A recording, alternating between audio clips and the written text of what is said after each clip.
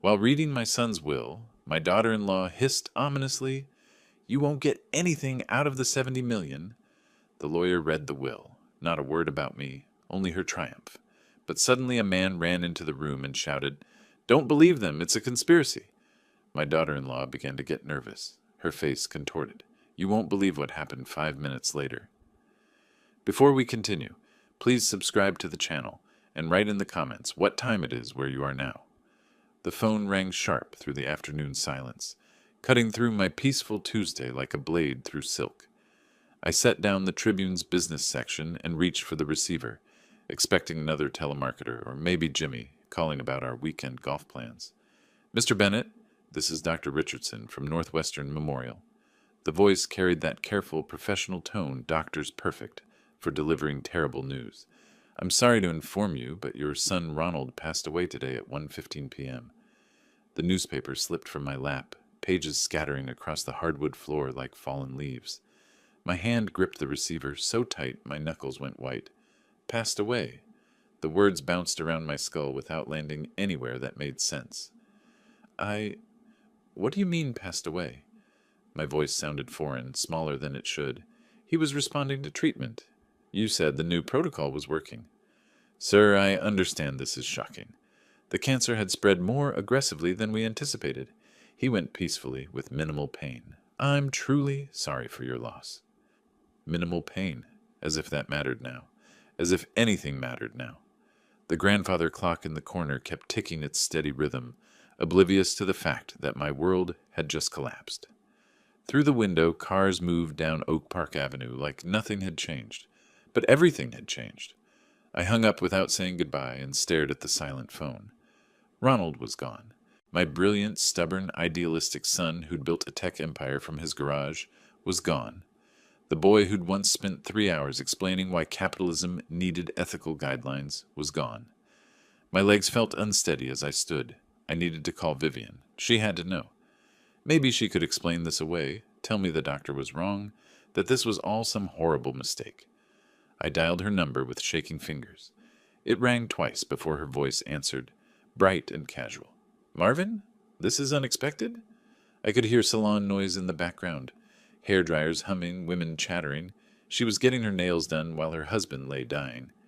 "Vivian, I just got a call from Dr. Richardson." My throat felt raw. "About Ronald?" The background noise suddenly seemed louder, more obscene. How could she be at a spa when our son was fighting for his life? When our son was... Yes, he's dead. Her voice cut through my thoughts like a scalpel, clinical and cold. And before you start with your grieving father routine, let me make something crystal clear. You won't get a penny of the 70 million. Everything Ronald had is mine now. The phone nearly slipped from my hand. She knew.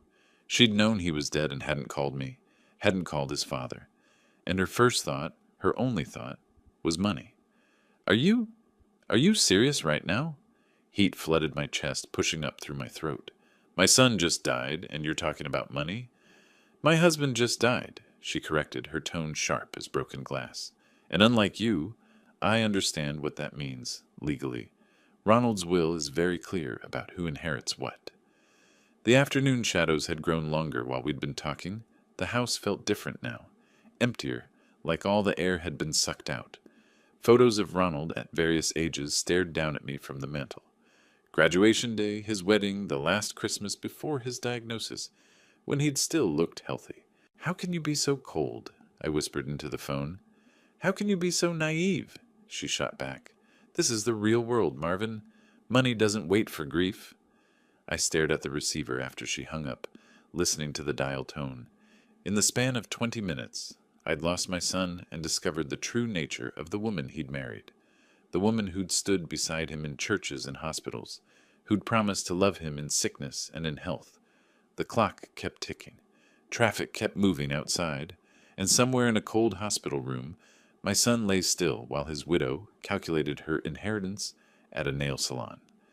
I set the phone down carefully and looked around my empty house.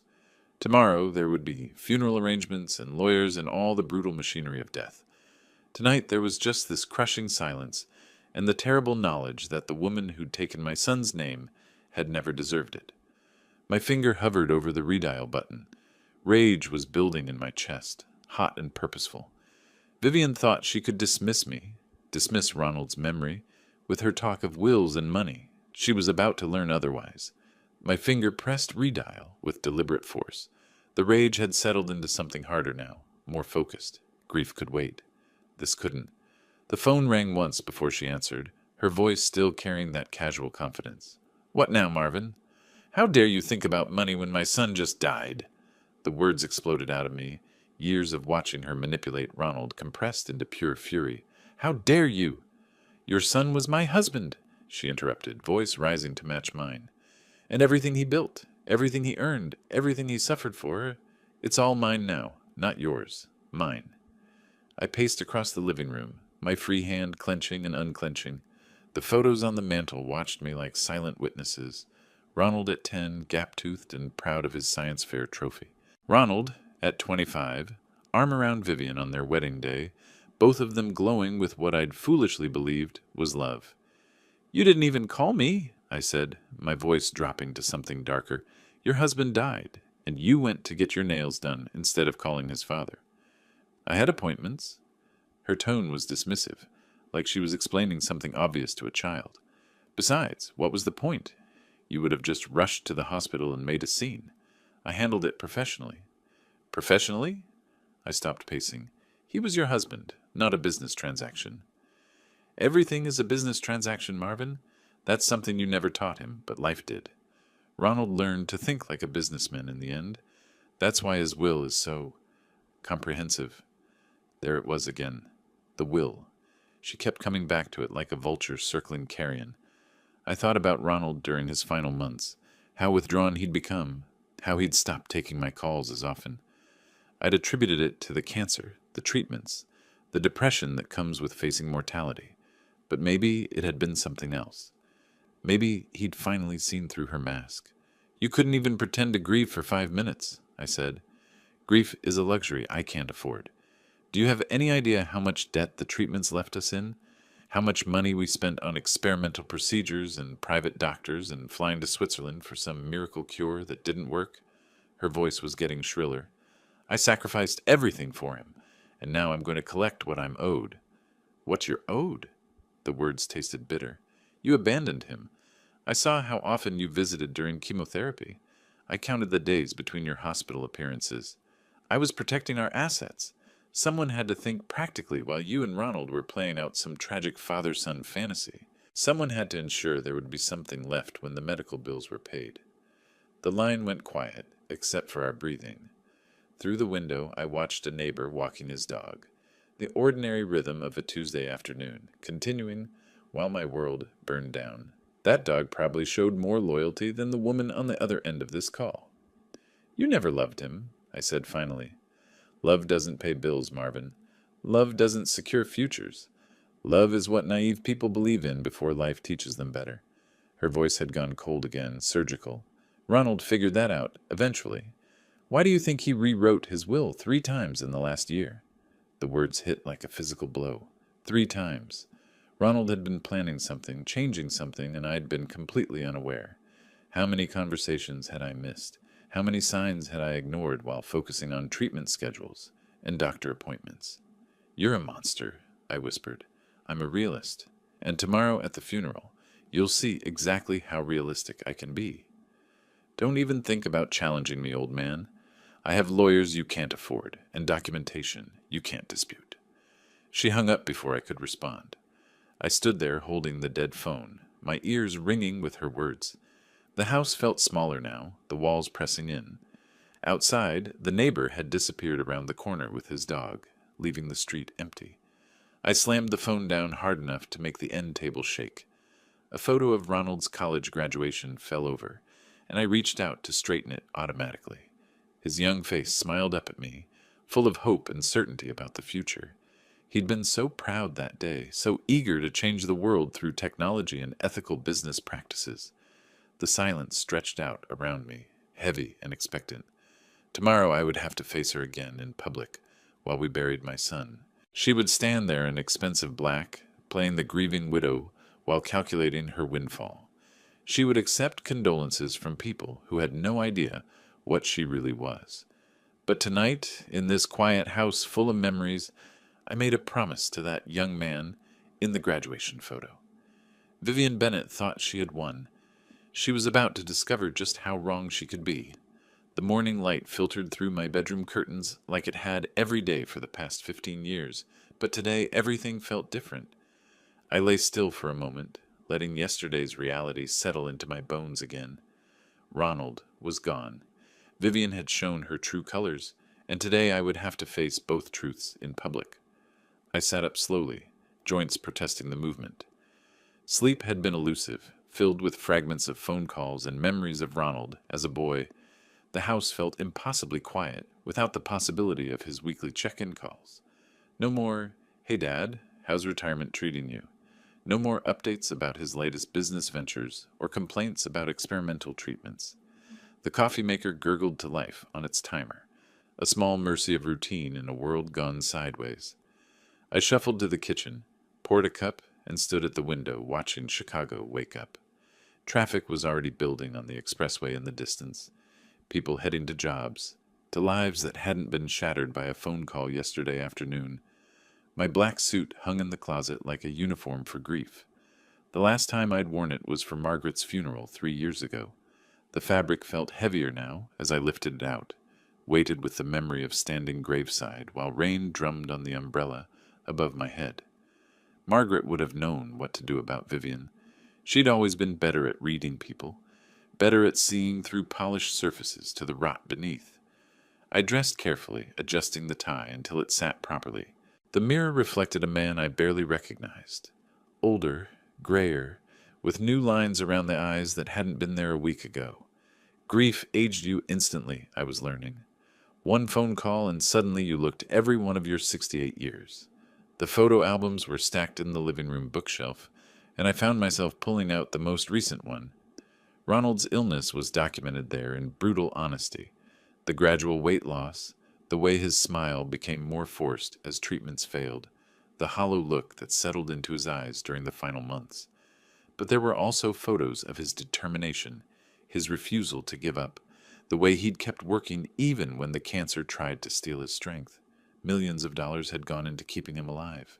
Experimental treatments in Germany, clinical trials in Houston, a last-ditch surgery in Boston that had bought him 3 extra months.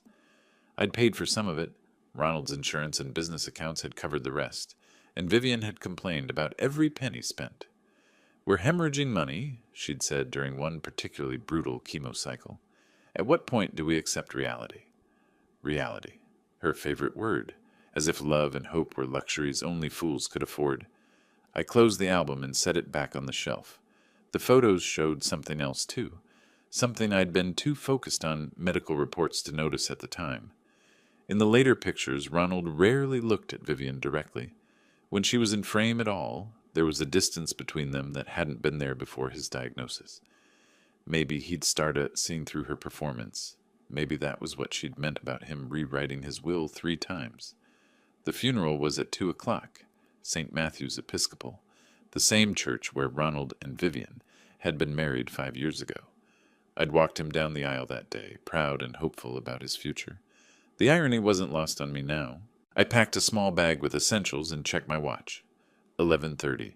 Enough time to drive there slowly, maybe stop by the cemetery to see the plot we'd selected. Ronald would be buried next to his mother, in the Bennett family section that went back 4 generations.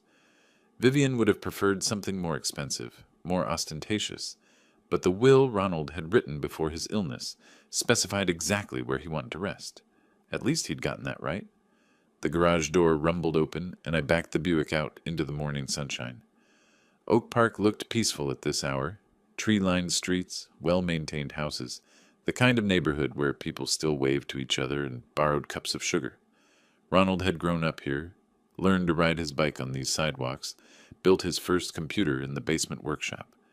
As I drove toward the expressway, my hands gripped the steering wheel, tighter than necessary. Today I would face Vivian in front of friends, colleagues, and extended family. She would play the grieving widow perfectly, accepting sympathy while mentally cataloging who might be worth cultivating for future business relationships. She would expect me to play along, to maintain the fiction of family unity for appearances. She was going to be disappointed. The traffic moved steadily toward downtown, carrying me toward whatever confrontation awaited. In the rearview mirror, Oak Park grew smaller, but my resolve grew stronger. Vivian thought she'd won by default, that money and lawyers made her untouchable. She was about to learn that some battles couldn't be bought, and some fathers would go to extraordinary lengths to protect their son's memory. The city skyline rose ahead of me, gleaming in the morning sun. Somewhere in that maze of steel and glass, Vivian was probably getting ready too, choosing jewelry expensive enough to signal her new wealth, but tasteful enough to avoid criticism, calculating even in her grief performance. But calculation worked both ways, and I'd had all night to think about mine.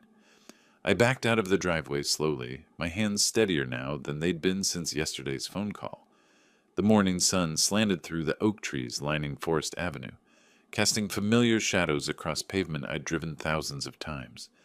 But today felt different. Today I was driving toward war. The route to Graceland Cemetery was etched in my memory, down Harlem Avenue to the Eisenhower, then east toward the city. Traffic moved in its predictable rhythm, commuters heading to offices where they'd complain about meetings and deadlines, normal problems, problems that seemed insignificant when measured against burying your son and facing his calculating widow. A medical office building flashed past on my right, its glass facade reflecting the morning light. The sight triggered something sharp in my chest. How many times had I driven Ronald to similar buildings over the past 18 months? How many waiting rooms had we sat in together while Vivian claimed she had prior commitments? I remembered the third chemotherapy session most clearly. Ronald had asked me to drive him because Vivian was getting her hair colored while her husband fought poison with poison, while his body tried to reject the cure that might save his life. I'd sat in that sterile waiting room for 4 hours, watching other families support their loved ones, while wondering where my daughter-in-law had learned such casual cruelty. "Dad, you don't have to stay," Ronald had said when they finally wheeled him out, pale and shaking from the treatment, but his eyes said something different. His eyes said he needed his father because his wife couldn't be bothered to show up. The memory made my jaw clench as I merged onto I-90. A sleek BMW passed me in the left lane, and I found myself wondering if it was similar to the one I'd seen Vivian getting into last month outside the Palmer House Hotel. She'd told Ronald she was meeting with estate planners, but estate planners didn't usually require afternoon meetings at luxury hotels, and they certainly didn't require the kind of intimate body language I'd witnessed from my parking spot across the street. I'd followed her that day, something I'd never imagined myself doing, but something about her excuses had started wearing thin, especially when Ronald's condition was deteriorating, and she seemed more concerned with her social calendar than his treatment schedule. The man she'd met was tall, silver-haired, expensive suit. They'd embraced like lovers, not lawyer and client, and when they'd gone upstairs together, I'd understood exactly what kind of planning was taking place. Luther Hayes. I'd looked him up later, a lawyer, but not the kind who specialized in estate planning, the kind who specialized in getting rich wives out of inconvenient marriages, the kind who probably charged by the hour for more than legal advice. The city skyline grew larger ahead of me, steel and glass towers reaching toward a cloudless sky. Ronald had always loved that view, even as a child. He'd press his face against the car window during family trips downtown, counting skyscrapers and imagining the businesses housed inside them. "Someday I'll have an office up there, Dad," he'd said once, and he had. 37th floor of the Willis Tower, before the cancer made climbing even small hills a challenge. But the memory that hurt most was our last real conversation. 3 weeks before he died, he'd called me at home, his voice weak but purposeful. "Dad, I need you to know something," he'd said, "about Vivian, about what's been happening. Son, you don't need to worry about... No, listen. I know what she's been doing, who she's been seeing." His voice carried a weight that had nothing to do with physical illness. "I've known for months. I'm taking care of it, though. I'm taking care of everything." I'd wanted to ask more, to offer comfort or advice, but Ronald had changed the subject to my garden and his mother's old rose bushes. Now I understood why. He'd been protecting me even then, shielding me from the full scope of Vivian's betrayal, while he put his own affairs in order. 3 times he'd rewritten his will, Vivian had said. 3 times in his final year. What had he discovered? What had he changed? And why did she seem so confident about inheriting everything if he'd known about her affair? The cemetery gates came into view ahead, wrought iron and limestone marking the entrance to one of Chicago's most prestigious burial grounds. I'd purchased plots there years ago, back when death seemed like a distant concern. Margaret rested there now, and soon Ronald would join her in the Bennett family section. But first, I had to survive whatever performance Vivian had planned for today. She'd want to play the grieving widow for the crowd, accepting condolences while mentally calculating her windfall. She'd expect me to play along, to maintain family dignity for appearances. She was going to be disappointed. Again.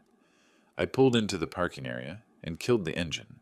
Across the lot, I spotted Vivian's silver Porsche, a car she'd insisted on buying while Ronald was spending his savings on experimental treatments. She was already here, probably holding court near the entrance, accepting sympathy while wearing her grief like expensive jewelry.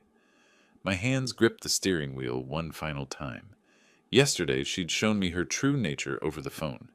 Today, she'd tried to humiliate me in public, but she'd underestimated something important about the man she was dealing with. I wasn't just a grieving father anymore. I was a father with a mission. I stepped out of the Buick and straightened my black jacket, scanning the gathering crowd near the cemetery entrance. Early mourners clustered in small groups, their voices subdued against the morning air.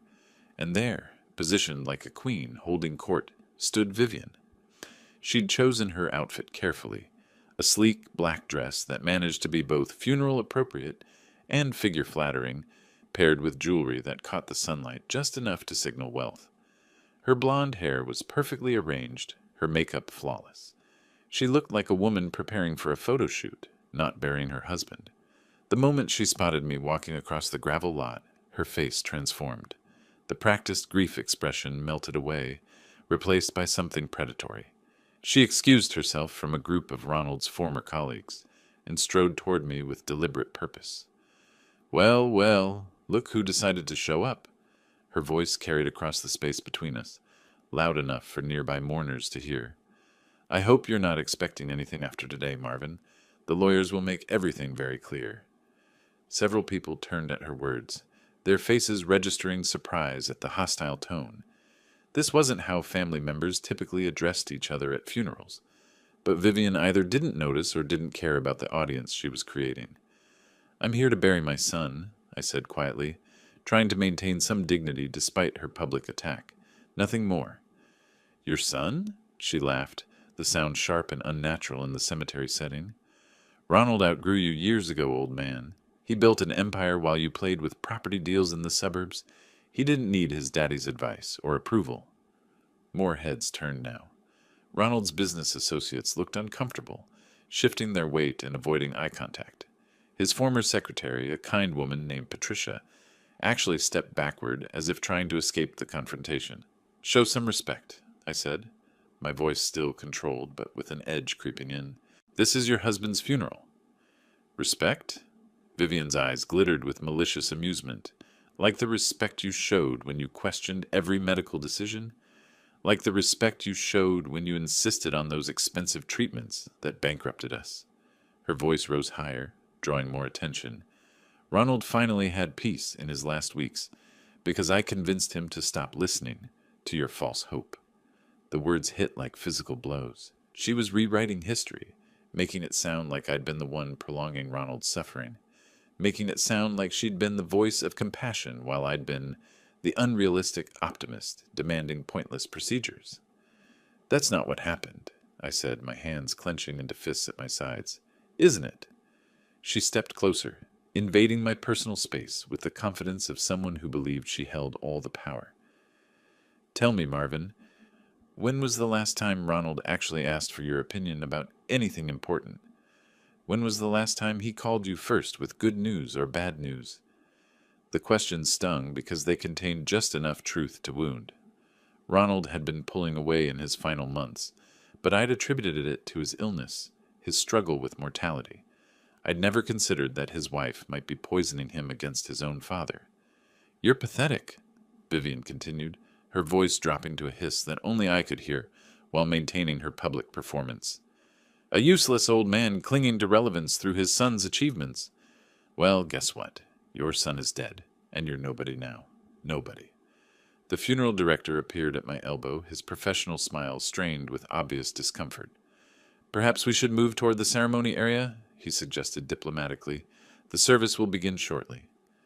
Vivian straightened her dress and smiled brilliantly at the man. "Of course. We're all eager to celebrate Ronald's life and legacy." She turned back to me with mock sweetness. "Aren't we, Marvin? So eager to hear about the wonderful life Ronald built. Without you." She walked away with practiced grace, immediately rejoining her audience of mourners who'd witnessed enough of the exchange to know something was deeply wrong.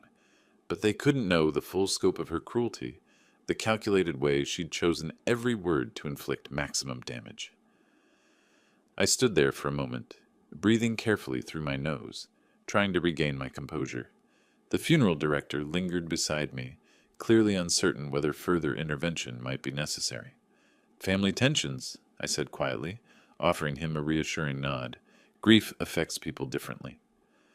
But as I watched Vivian accept condolences from people who had no idea what she really was, I made a silent promise. She thought she'd won the opening round with her public humiliation. She thought she could reduce me to a broken old man stumbling through his son's funeral. She was about to learn that some battles were fought over years, not minutes, and some fathers would endure any humiliation to protect their child's memory.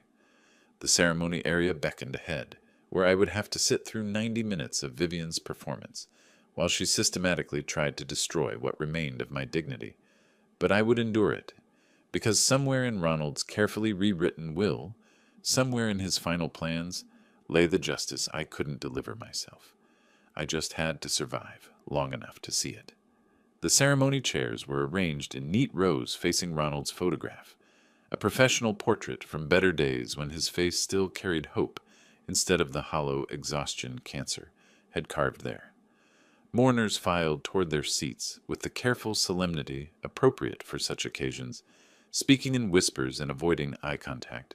Vivian positioned herself with strategic precision, choosing a seat in the second row where she could maintain her widow's prominence while ensuring she sat directly behind me, close enough to continue her whispered campaign of destruction throughout the service. I took my place in the front row, focusing on my son's image, rather than the woman settling herself like a vulture behind my right shoulder.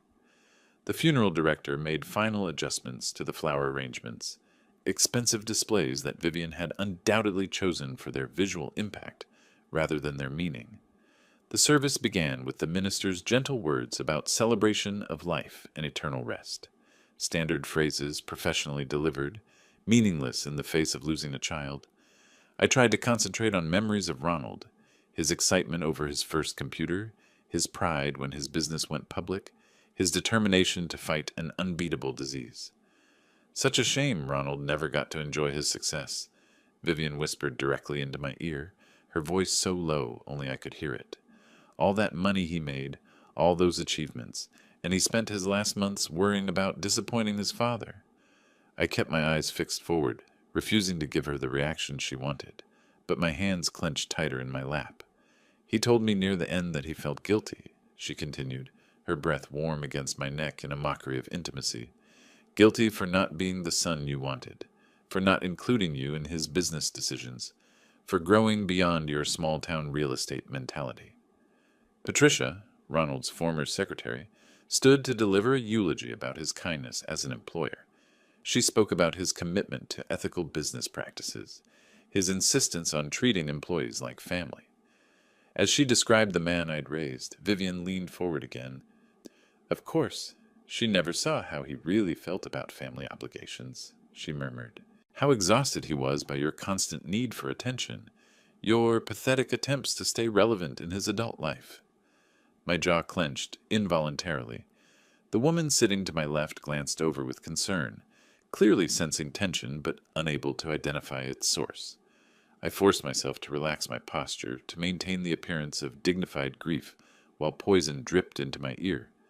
Another speaker took the podium, Jimmy Caldwell, Ronald's old college roommate and business partner. He talked about Ronald's integrity, his loyalty to friends, his refusal to compromise his principles even when it cost him profitable deals. Words that painted the picture of a man I'd been proud to call my son. "Funny how Jimmy doesn't mention Ronald's biggest compromise," Vivian whispered, pretending to respect his father's opinions when he'd already decided you were irrelevant. "That took real acting skill, don't you think?" She paused for effect, then delivered her next thrust with surgical precision. "He was relieved when you stopped visiting as often. Told me it was easier to focus on getting well without your constant hovering, without your desperate need to feel useful." The lie was crafted perfectly, containing just enough plausible truth to wound. Ronald had asked me to cut back on visits during his final weeks, but only because the treatments were making him increasingly uncomfortable with company. I'd respected his need for privacy, never suspecting his wife was using my absence to isolate him further. Jimmy finished his remarks and returned to his seat. The minister began reading from Scripture about valleys and shadows, words meant to comfort but falling flat in the face of genuine grief. Other mourners dabbed at their eyes with tissues. Vivian reached across to touch my shoulder in a gesture that would look supportive to observers. "You know what the saddest part is?" she said, her fingers digging into my jacket with false comfort. "Ronald died believing his father loved him. He never realized you just loved the idea of having a successful son to brag about, the reflected glory, the way people looked at you differently when they learned who your son was." My breathing grew shallow. Around us, people shifted in their seats as the service moved toward its conclusion. The minister spoke about resurrection and hope, concepts that felt abstract when your child was the one being buried. "That's why his will is so generous to me," Vivian continued relentlessly. "He knew I loved him for himself, not for what he could do for my reputation, not for the validation he could provide to an aging father desperate to matter." She leaned back then, satisfied with her work. I could hear her adjusting her clothing, preparing for the final phase of her performance.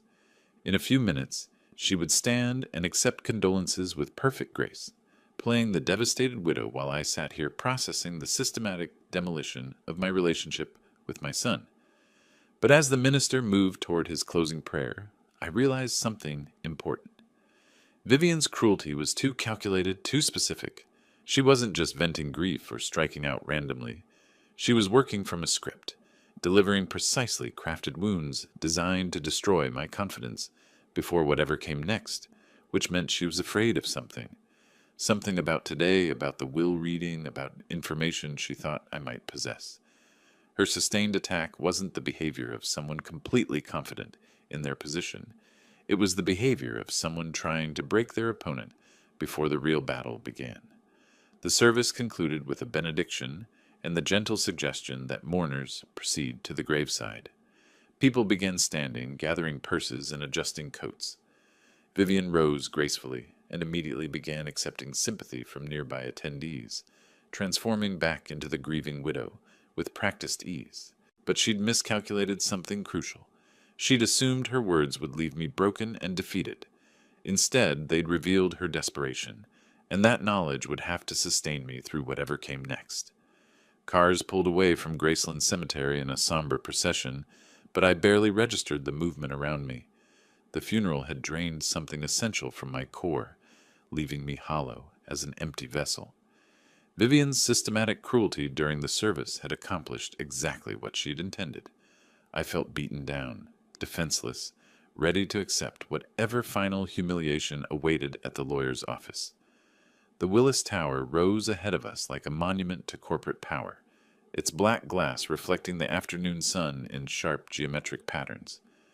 15 minutes of downtown traffic had passed in a blur while I processed the morning's emotional assault. Now we were parking in the underground garage, preparing for the final act of this carefully orchestrated drama. Vivian emerged from her Porsche, looking refreshed rather than grieved, as if the funeral had energized rather than depleted her. She'd reapplied her lipstick and straightened her dress, transforming back into the poised professional woman who'd charmed her way into my son's life 5 years ago. The grieving widow performance was over. Now came the business meeting. Luther Hayes waited for us in the lobby, his silver hair immaculate, and his expensive suit perfectly tailored. He greeted Vivian with the kind of lingering handshake that confirmed everything I'd suspected about their relationship, then offered me a professionally appropriate nod. "My condolences again, Mr. Bennet," he said, his voice carrying just the right amount of sympathy. "I know this is difficult, but we'll make the proceedings as painless as possible." The elevator ride to the 37th floor felt endless. Vivian stood close enough to Luther that their shoulders touched, while I occupied the opposite corner like a defeated old man being escorted to his execution.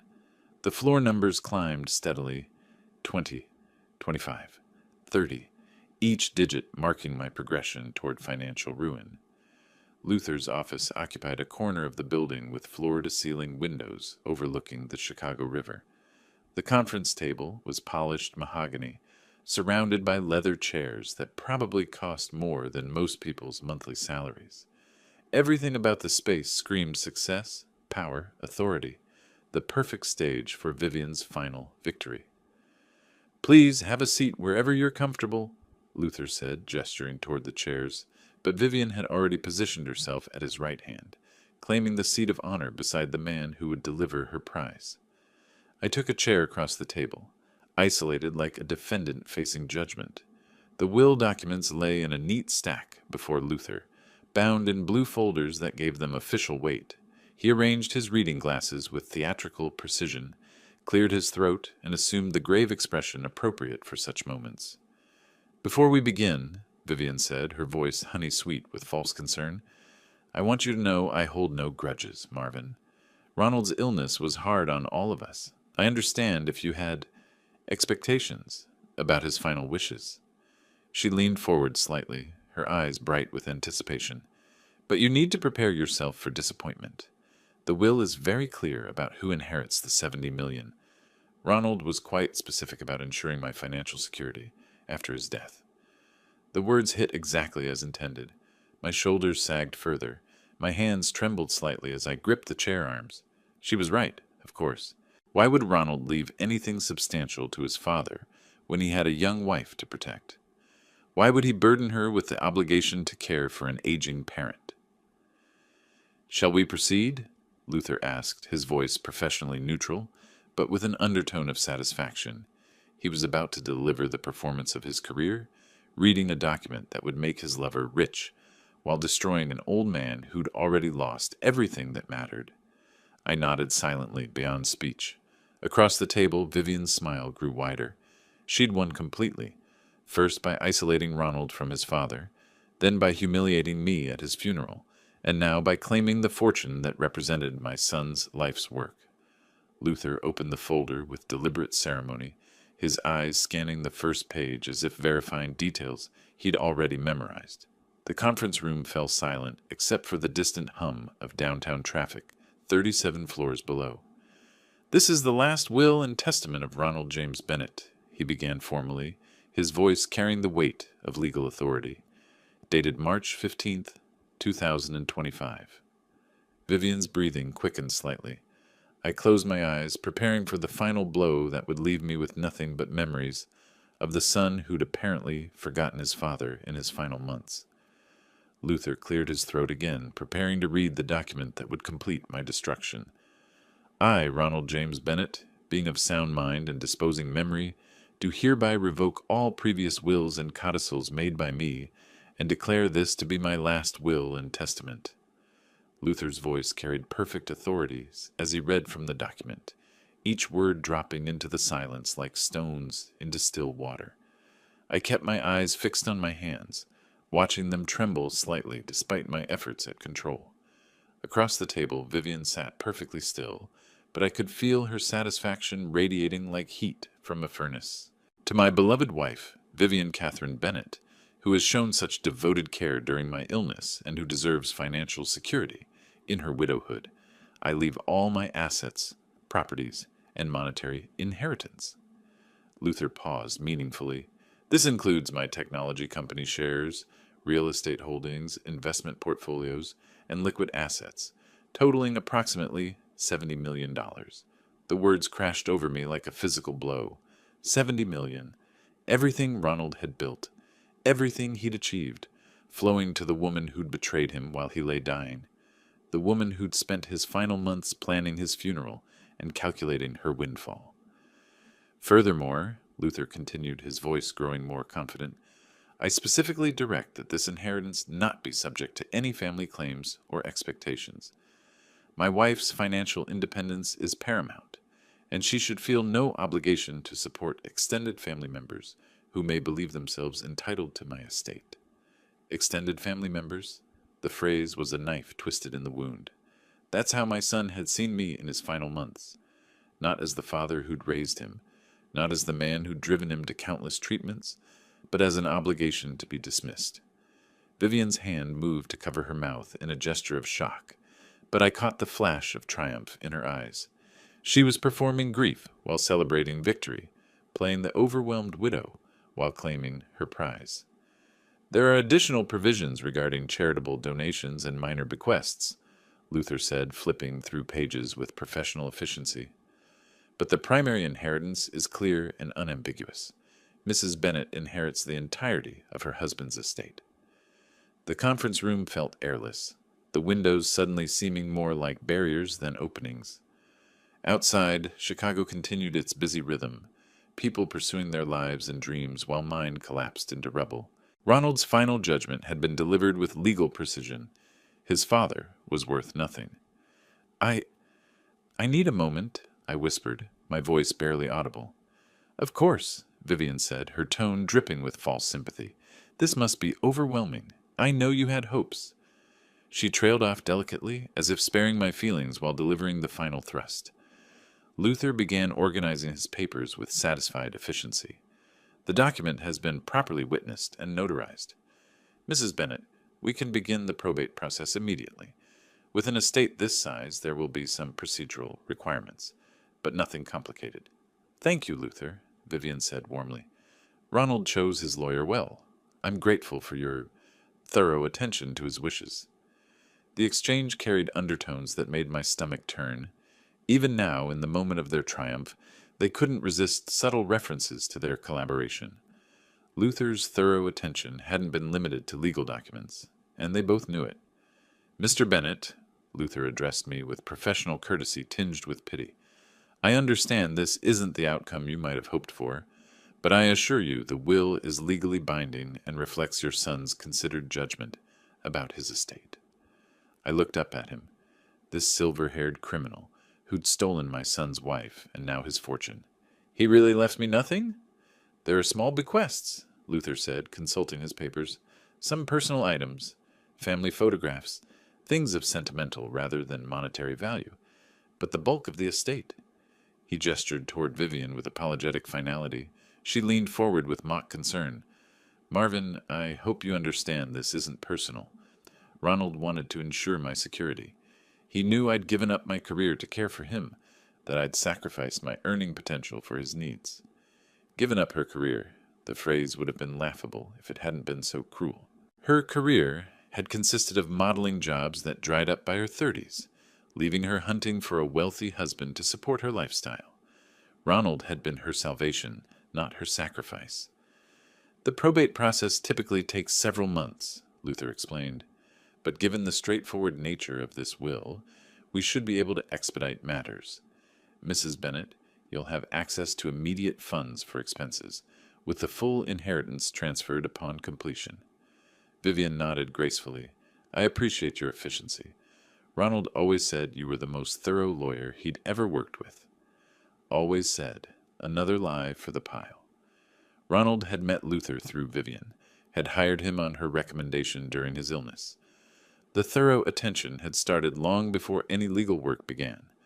I sat in my chair like a broken man, watching them discuss the dismantling of my son's legacy with professional satisfaction. Everything Ronald had built would flow to his calculating widow, who would probably spend it on luxury vacations and expensive jewelry, while forgetting the man who'd made it possible. The conference room fell quiet as Luther concluded his reading. Outside the windows, afternoon shadows grew longer across the city.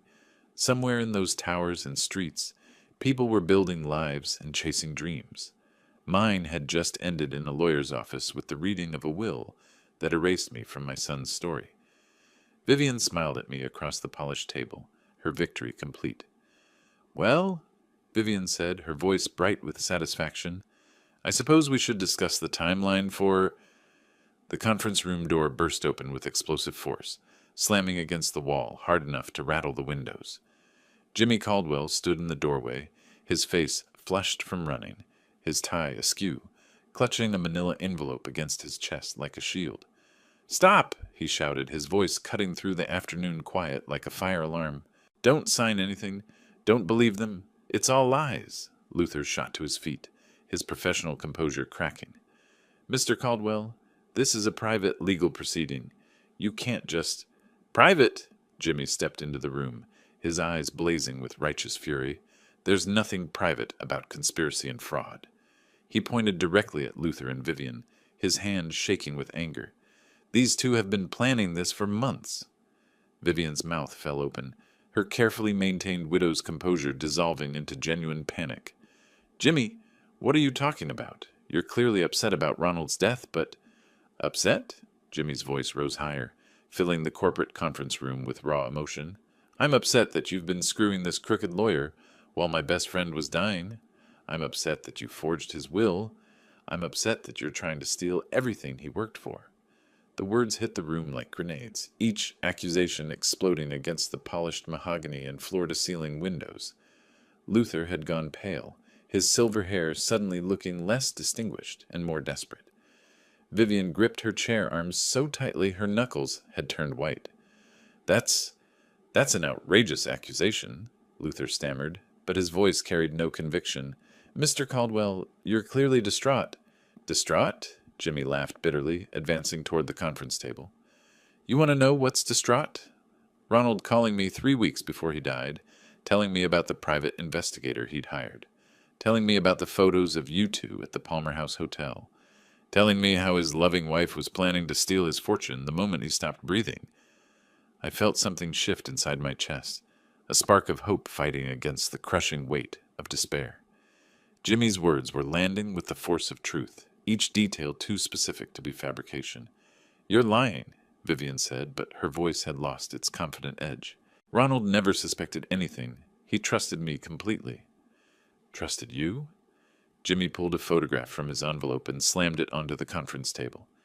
"Then explain this picture of you and lover boy here in a hotel room last month. Explain the credit card records showing lunch dates while Ronald was getting chemotherapy. Explain the phone records showing 2-hour conversations with Luther while your husband was fighting for his life." Luther lurched forward, reaching for the photograph, but Jimmy snatched it back. "Don't even think about it, counselor. I've got copies of everything. Bank records, hotel receipts, phone logs, and most importantly—" He held up a sealed envelope with trembling fingers. "A copy of Ronald's real will, the one he wrote after he found out about your affair." The silence that followed was deafening. Through the windows, Chicago sprawled in afternoon sunlight, oblivious to the drama playing out 37 floors above the street. But inside this conference room, the carefully constructed world of lies was collapsing with devastating precision. "That's impossible," Vivian whispered. "I watched him write his final will. I was there when he signed it." "You were there when he signed a fake," Jimmy said, his voice dropping to something harder and more dangerous. "He'd already written the real one and hidden it with me, because he knew exactly what kind of woman he'd married. He knew you'd try to steal everything the moment he was too weak to stop you." Luther's professional mask had completely disintegrated. Sweat beaded on his forehead despite the air conditioning, and his hands shook as he tried to organize the fake documents. "This is all speculation. The will I read is properly witnessed, and—" "Witnessed by your secretary and your paralegal," Jimmy interrupted, "both of whom, I'm betting, have no idea they were participating in forgery. Both of whom will sing like birds when the FBI starts asking questions about document fraud and conspiracy." FBI, the word hung in the air like a death sentence. Vivian had gone completely white, her carefully applied makeup standing out against her pale skin like war paint on a corpse. I found my voice for the first time since Jimmy's explosive entrance. "The real will? What does it say?" Jimmy turned toward me, his expression softening slightly. It says that Ronald loved his father. It says he knew you'd always supported him, even when he was too sick and suspicious to appreciate it. And it says he wanted to make sure justice was served if anything happened to him. The manila envelope in Jimmy's hands suddenly seemed to contain more than legal documents. It contained vindication, justice, and the knowledge that my son hadn't forgotten his father after all. "You can't prove any of this," Vivian said desperately. "Ronald's dead. Whatever you think you know." "I know plenty," Jimmy said quietly. "I know about the fake cancer treatment receipts Luther helped you create to hide the money you were stealing. I know about the offshore accounts you set up in preparation for his death. I know about the life insurance policies you took out without Ronald's knowledge." Each revelation hit like a physical blow. This wasn't just about inheritance fraud. It was about systematic theft from a dying man who'd trusted his wife to care for him. Luther made a sudden movement toward the door, but Jimmy stepped sideways, blocking his escape. "Going somewhere, counselor? I don't think so. We're going to sit right here until the authorities arrive, because I called them from the lobby, and they should be here any minute." The sound of footsteps in the hallway confirmed Jimmy's words. Heavy, purposeful steps that could only belong to law enforcement officers ascending to deliver justice to a room that had seen too much deception. Vivian looked at Luther with desperate eyes, but he was staring at his hands like a man watching his life dissolve. Their conspiracy was unraveling with the speed and inevitability of an avalanche, and somewhere in that manila envelope, my son's true voice was waiting to be heard. "We need independent verification," I said, my voice stronger than it had been all day. Jimmy's revelations had ignited something inside me, transforming shock into determination. "I want a document expert to examine both wills. Now." Luther's face had gone ashen, his silver hair looking less distinguished and more desperate with each passing minute. "Mr. Bennett, that's completely unnecessary. The will I read is properly notarized and—" "Forged," Jimmy interrupted, pulling out his phone. "I already called someone. Dr. Sarah Chen from Northwestern's Forensic Document Lab. She's 5 minutes away." Vivian shot to her feet, her composure finally cracking completely. "This is ridiculous. You can't just waltz in here with wild accusations and—" "Watch me," Jimmy said quietly. The office fell silent except for the distant hum of downtown traffic. Luther kept shuffling papers like a man rearranging deck chairs on a sinking ship, while Vivian paced near the windows, her expensive heels clicking against the marble floor in an agitated rhythm. Dr. Chen arrived with professional efficiency, carrying a leather case that reminded me of a medical bag.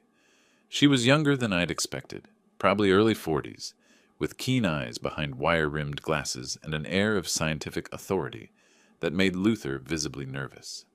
"Mr. Caldwell briefed me on the situation," she said, setting her case on the conference table. "I understand there are questions about document authenticity. May I see the contested will?" Luther hesitated, his hand hovering over the blue folder. "I'm not sure this is legally appropriate without proper—" "Hand it over," I said, my patience finally exhausted, "unless you have something to hide." Dr. Chen examined the document with methodical precision, using magnifying equipment and specialized lighting from her case. Her expression remained neutral, but I caught her eyebrows rising slightly as she studied the signature area. "Interesting," she murmured, making notes on a tablet. "The ink composition appears inconsistent with the paper date. And this signature?" She looked up at Luther with sharp eyes. "When exactly did you witness this document being signed?" "March 15th, Luther said automatically, then caught himself. "I mean, that's the date listed on the—" "The ink analysis suggests this signature was made no earlier than last week," Dr. Chen said calmly. "Possibly within the last few days. Would you care to explain that discrepancy?" Vivian's pacing stopped abruptly. Luther's Adam's apple bobbed as he swallowed hard, clearly searching for an explanation that wouldn't incriminate him further. "There's more," Jimmy said, producing a sealed envelope from his jacket. "Ronald gave me this 3 weeks before he died. His real will, witnessed by his doctor and his accountant, both men who had no reason to lie." Dr. Chen examined the envelope seal with professional interest. "This appears intact. The paper stock is different from the questioned document, and the age characteristics are consistent with the claim date." "We need to verify its contents," I said. Is there a way to access Ronald's bank records? He mentioned keeping important documents in his safety deposit box. Jimmy nodded. I have authorization. Ronald made me a backup executor specifically for this situation. He suspected Vivian might try something after he died. The trip to First National took 15 minutes, our unlikely procession moving through downtown Chicago like a legal parade. Dr. Chen rode with me, her equipment case secured in my back seat, while Jimmy followed in his Honda. Vivian and Luther brought up the rear in her Porsche, both looking like condemned prisoners being escorted to their execution. The bank manager, a nervous man named Peterson, verified Jimmy's authorization with multiple phone calls and computer checks. Ronald had indeed named Jimmy as backup executor, with specific instructions that his safety deposit box be opened in case of suspected document fraud.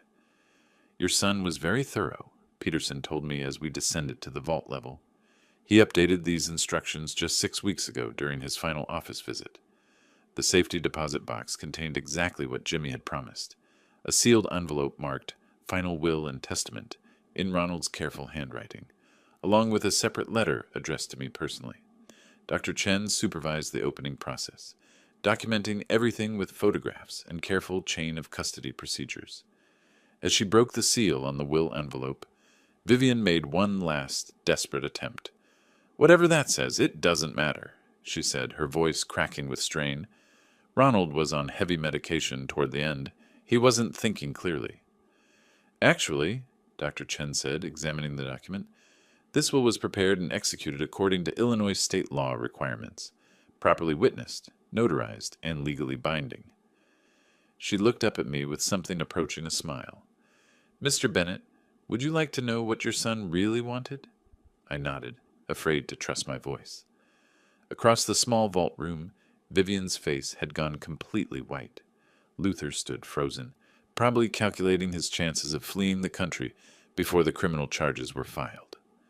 I think, Dr. Chen said, we should return to the office for a proper reading. This document deserves the same formal respect that was given to the forgery. As we walked back toward the elevators, I felt something I hadn't experienced since Tuesday afternoon. Hope, real hope, backed by evidence and professional verification. Behind me, I could hear Vivian and Luther whispering desperately to each other, their conspiracy collapsing with each step toward the truth. Back in Luther's conference room, the atmosphere had completely transformed. Dr. Chen sat at the head of the table where Luther had presided over his fraudulent reading, the authentic will spread before her like evidence in a courtroom. I took the seat closest to her, while Jimmy positioned himself across from our defeated conspirators. Vivian looked like she'd aged 10 years in the past hour. Her perfect makeup had smudged from nervous touching, and her hands trembled as she gripped her chair arms. Luther stared at his expensive desk as if memorizing it, probably realizing this might be his last day practicing law. This document, Dr. Chen began formally, has been verified as authentic through multiple forensic techniques. The signature is genuine, the witnesses are legitimate, and the execution meets all Illinois legal requirements. She cleared her throat. Mr. Bennett, your son's final will and testament reads as follows. My heart hammered against my ribs as she continued. I, Ronald James Bennett, being of sound mind and having discovered the betrayal of my marriage, do hereby revoke all previous wills. To my beloved father, Marvin Bennett, who supported me through my illness while my wife pursued her own interests, I leave my entire estate valued at approximately $70 million. The words hit Vivian like physical blows. She gasped, then began shaking her head frantically. No, no, that's impossible. Ronald loved me. He wouldn't— There's more, Dr. Chen said, her voice cutting through Vivian's denial. Quote, my wife, Vivian, forfeited any claim to my estate through her adultery with my attorney, Luther Hayes, whom I trusted to handle my affairs honestly. Their betrayal during my illness demonstrates their unfitness to inherit anything I built through honest work. Luther's face had gone gray. Professional ruin was staring him in the face, along with potential criminal charges that could end his career permanently. Dr. Chen continued reading. Furthermore, I direct my father to pursue all legal remedies against any parties who attempt to defraud my estate through forged documents or false claims. I have provided evidence of such anticipated fraud to my friend James Caldwell, who I trust to ensure justice is served. The room fell silent except for Vivian's increasingly labored breathing. Then suddenly she collapsed to her knees beside her chair, her composure finally shattering completely. "Please," she sobbed, reaching toward me with desperate hands. "Marvin, you have to understand. I was scared. Ronald was dying, and I didn't know what would happen to me. I panicked and made terrible choices." The tears might have been genuine, but the manipulation underneath them was transparent. Even in defeat, she was calculating, trying to find an angle that might save her from complete ruin. "I'll give you half," she continued desperately. "We can work something out. I'll sign whatever you want. Just don't press charges, please." I looked down at this woman who'd tormented me through my son's funeral, who'd whispered poison during his memorial service, who'd stolen from him while he lay dying. The old Marvin might have felt pity, but the man I'd become through this ordeal felt only justice. "Ronald made his wishes clear," I said quietly. "He knew exactly what kind of person you are, and so do I." Luther finally found his voice, though it came out as a hoarse whisper. "Mr. Bennett, surely we can reach some understanding. I was manipulated by Mrs. Bennett. She convinced me that Ronald wanted—" "You forged legal documents," Jimmy interrupted. "You violated your oath as an attorney. You conspired to defraud a dying man's estate." He pulled out his phone. "The FBI is very interested in white-collar crime, especially when it involves lawyers." The next few minutes blurred together in a series of official procedures. Dr. Chen documented everything for her report. Jimmy called the authorities he'd been coordinating with throughout our investigation. I signed papers acknowledging my inheritance, while Luther and Vivian sat in stunned silence, watching their carefully planned heist dissolve into criminal liability. As the legal machinery began grinding into motion around us, I opened the personal letter Ronald had left me. His handwriting was weaker than I remembered, probably from the medications, but his message was crystal clear. "Dad, if you're reading this, it means my suspicions about Vivian were correct. I'm sorry I couldn't tell you everything while I was alive. I was trying to protect you from the pain of knowing how completely I'd been deceived, but I wanted you to know that your love and support meant everything to me. Use this inheritance wisely, and know that justice has been served. Your son, Ronald." I folded the letter carefully and put it in my jacket pocket, next to my heart. Across the table, Vivian was still crying, but her tears had turned bitter and self-pitying. Luther was making frantic phone calls, probably to criminal defense attorneys. "Mr. Bennett," Dr. Chen said, gathering her equipment, "the inheritance transfer will take some time to process through probate, but there's no question about your legal standing. Your son planned very carefully to protect his true wishes." As we prepared to leave Luther's office for the final time, I realized something important had shifted inside me. The crushing grief was still there, but it no longer felt like defeat. Ronald had protected me even in death, ensuring that justice would prevail over greed and betrayal.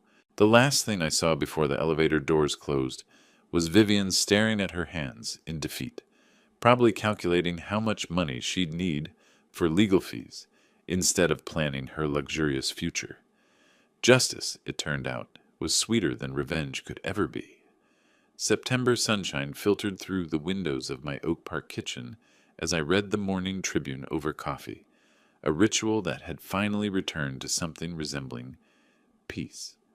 4 months had passed since that confrontation in Luther's office, and the legal system had worked with surprising efficiency once the evidence was clear.